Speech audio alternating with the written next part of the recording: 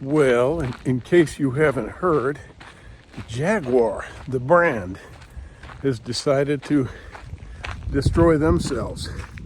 They're the latest to come out with the woke garbage in their advertising. Yes, indeed, they jumped right on, and the comments are hilarious under the posts on social media about this latest debacle with TATA Motors, I believe that's what the company is called, that owns the Jaguar brand. It once was a proud British brand, which has now become an Indian brand, owned by an Indian company. I don't know all the particulars and history of Jaguar, but you know the general history is that it was a fine luxury British car, just burdened with a lot of problems. They had all kinds of engineering and mechanical problems with their vehicles, but people loved the brand nonetheless. Well, it's like they watched the Bud Light crisis unfolding, and what that did to the Bud brand is historical. I mean, that is nothing like that, quite like that has ever happened. Bud Light and Alyssa Heinerscheid, I believe the marketing director's name was, they just destroyed. I mean, they strapped a gargantuan anchor to the whole brand and sunk it. If you watch the stock online, it should be going up. You know, that was an iconic brand. The strength in the Clydesdale spirit and the American spirit, all but gone with this hiring of a person who claims they're a woman. And this is part and parcel of that whole destruction of the attempted decimation of the identity of womanhood, the meaning of being a woman, the whole natural biological identity of being a woman.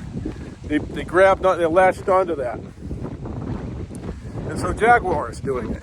So if you haven't seen that, it's a bunch of androgynous people that belong on some experimental runway in a back alley of Paris, France, not Texas.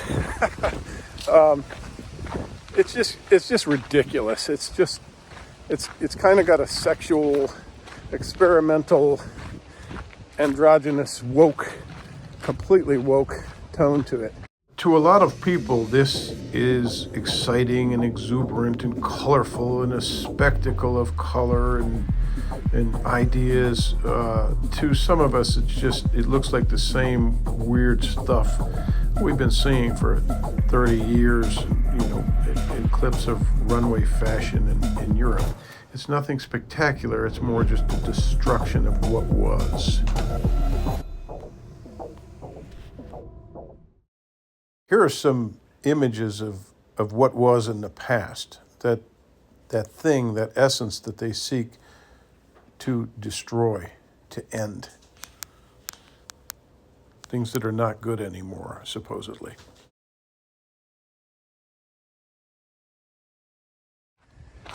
And it's as if TATA Motors or Jaguar said to Bud Light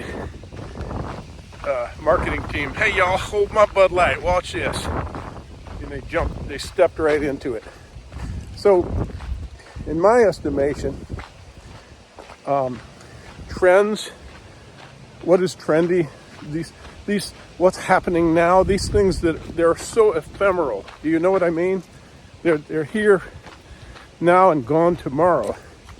It might seem like a long time when you have to tolerate years of this nonsensical garbage and assault on senses, but it truly is ephemeral. It's not a lasting thing. It's not sustainable. People have had enough of it.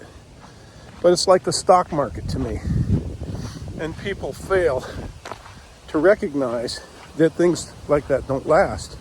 And so there's a wave, and it comes in. and it gets higher and higher and bigger and closer and closer.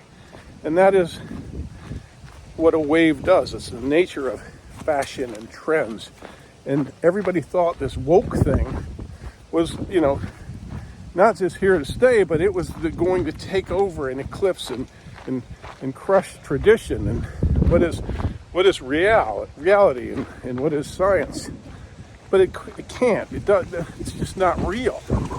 So I really apologize about the wave. Whoa, that wave is kind of like a stock. If you ever watched a stock on the stock market, you see stocks should go up, right? In value, they become valuable, and as they become more valuable, more people want to buy in, and they buy in, and they drive the stock price even higher. Well, they have to have sound financials behind them, don't they? They have to have substance. You have to have a product or a service that is worthwhile. And that is not something this woke business has. It's worthwhile to a few people who imagined it, who dreamed it up, and they say, that's my crowd. But they were just kind of selling it to other people who really weren't interested, but were saying, oh yeah, okay, if that's the latest thing, I'm happy for you, I'm happy with it. Yay, go woke. Well, it soon turned into go woke, go broke. And that's what TATA Motors and Jaguar didn't realize as they watched other people do it. And it's like when the stock is ready, when everybody's had their fill, the stock has gone really, really high, and people realize, hey, this company is not this valuable. I bought these shares at $3, now they're $300. I think it's time to take some profit and get out of this game before it all comes tumbling down, which they do on overvalued stocks. Well, this was an overvalued concept, right? It's a bad idea. And the people at Jaguar who make these cars that are for shit, I've heard Brits and Americans saying, don't I feel stupid driving a Jag now? It's not bad enough that the damn thing is always broken down, but it's embarrassing. It's become a loony lefty car. It's become, not even Subaru. Subaru is a good car, but it's notably a car, well, quite frankly, I won't say. There's a crowd that buy those. And but they're a good car. Jaguar arguably is a very poorly built car. And they've made yet another very poor decision in the hiring of a PR firm, an advertising firm that it's helping them destroy their brand. A publicly traded company, we could watch the decline, not to be vindictive, but to just be able to see the reality of it. That is my take on going woke and taking the road to broke. It's ridiculous. So check out the commercial. I'll include some bits of it, and tell me your thoughts on this. Tell me your great success stories with Jaguar, or your horror stories of Jaguars you have owned. I've stayed away from them. I've never bought one in my life because I've heard they're junk. What is it, Land Rover? They own Land Rover. They own another company of junk vehicles. And it's a bad idea. And Bud is still down. If you go look at the stock price, the charts for 5 years, you can see what they've done. And if you have a corporation and you want to follow suit, have at it. Latch on to that lead lifesaver. Okay. And Jaguar has, in their wisdom, also ditched the iconic brand, the beautiful Jaguar symbol, that stood on the hood of the car, and in all their advertising, that sleek, beautiful Jaguar that has stood the test of time and convinced people to buy that crappy car that they shouldn't have bought. Yeah, they've ditched that, and they've replaced it with a symbol that is just weak, kind of meaningless. Okay, it might be good for a startup company. I don't know, maybe not. but they've replaced it with that. And that makes no sense. The whole thing was luxury, power. The market was the